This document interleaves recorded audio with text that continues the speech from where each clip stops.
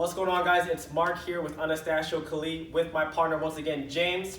We're going to be demonstrating our anti-hand curriculum, entry number 9. This is the last entry out of the 9 entries that I teach to all my students here and online. And this is what we call the split entry. So we have outside angles, we have inside angles. When we look at a split entry, we're 50% out and 50% in. So what I want to do, and I want to explain this entry a little bit because it's left at the end for a reason. We basically use entry 9 as a vehicle to practice all of our different control points, whether we decide to start from split and go to the outside, start from split and go to the inside, and then eventually use the split to transfer all of our techniques from the right hand cross to the left hand, okay? Because it is important to be ambidextrous and be able to use your entries towards both sides, because you can never really know if your partner is southpaw, if they're orthodox, if they're going to attack with their lead hand or attack with their rear hand.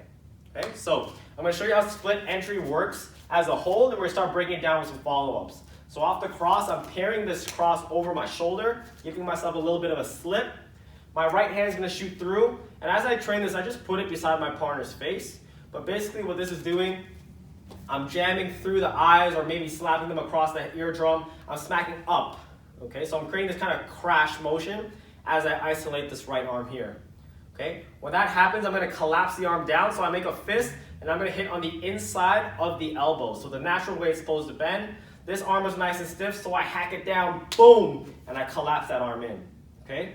So from this collapse, I take this arm out, I rotate, and I cause my partner to grab. Once I get that grab, I expose the arm, cup the elbow, grip release here, and then I shoot to what we call the Kali flow on the left-hand side. Okay, other side. One more time, split entry. 50% in, 50% out, crash down, loop around and bait, expose the arm, grip release, and go into our Kali flow, our grappling process. Okay, so entries work under the understanding that nothing prevents you from getting to the next point, okay?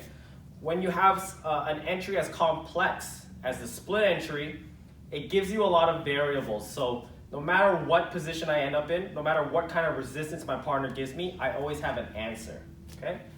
If we look at the beginning here, okay, when I go split entry, when this hand hits, the reaction depends on the person, right? Sometimes what happens is if I hit him across the head, his head goes backwards, okay? Because it's kind of like the shock factor. So if I get that, then this crash might be pretty easy because his attention is now disoriented as I hit his eyes or I smack his eardrum or just really disorient him. But sometimes I stretch like this and maybe my angle's wrong and I don't really get that much of a hit, right? I'm in a split position, but I didn't really get to strike on my way in. So what I'm going to do from here is just follow through with this position. This hand's going to go around. I'm going to slide my way up so that my shoulder gets underneath their tricep towards the bottom or the back of their shoulder. I'm going to latch on gable grip, and then I have an arm triangle. I can take that, put my leg in, sweep them down, or submit them from here. Okay? So that's when the split entry doesn't reach its maximum capacity in terms of impact. So I just follow through with this line. I use my shoulder as almost like a table as I go through. I latch on, hold them in nice and tight, and then from here I continue my grappling. Okay? So that's option number 1. We're not really going too far into the entry. We get a good hit. We decide to crash this arm down. Okay? Now that I've kind of broken the structure of the punch, I can decide, do I go on the inside or do I go on the outside? If we go to the outside, we can go into what we call like the 2-on-1 control. So from this position, I take my left hand, I go underhook. My right hand's going to rotate over. And I'm going to push with my shoulder and my hip as I go into a 2-on-1. Okay? Generally from a 2-on-1, there's a base break, there's a base sweep, there's all those kinds of things, but basically 2 controls, underhook, overhook on that one arm. Okay, we'll show you from the other side. We do split entry, we crash down here, underhook, right hand wraps over, pushing with my shoulder so I make him worry about his base. That allows me to get the 2-on-1, apply the pressure, and then proceed to take him down or control him. Okay? That's our outside option. It's not the only option. It's one of the ones I want to show you today. If we decide to go with split entry, we crash down, but this time we want to go on the inside. I'm going to take this hand, I'm going to parry it out. I'm going to step in, Right arm goes across, we go into the seatbelt throw. Okay, if you guys watched my last video, you can see the follow-ups from the arm drag. It's one of those, okay?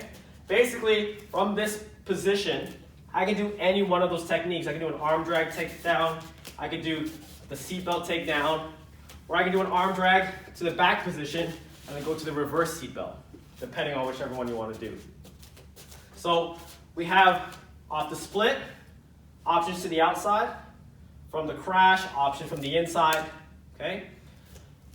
This is one of the most pivotal points in the entry. When I crash this down, okay, I need to rotate my right arm that's currently on the inside. I need to rotate it outside and strike. Okay, so I'm striking with a framing hand. It could be like a back fist. You can even hack towards the neck.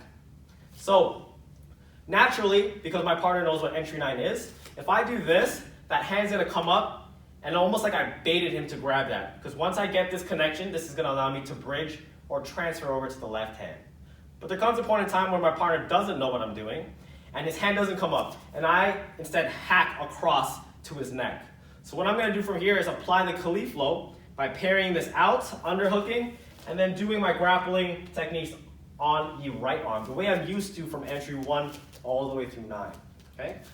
If we look at it on the other side, you get the split, we crash down, I look to bait out the hand, but the hand doesn't come, so I ended up hacking across his neck. I just shoot my underhook underneath, get connection with the elbow, down to my knee, and then from here work my takedowns.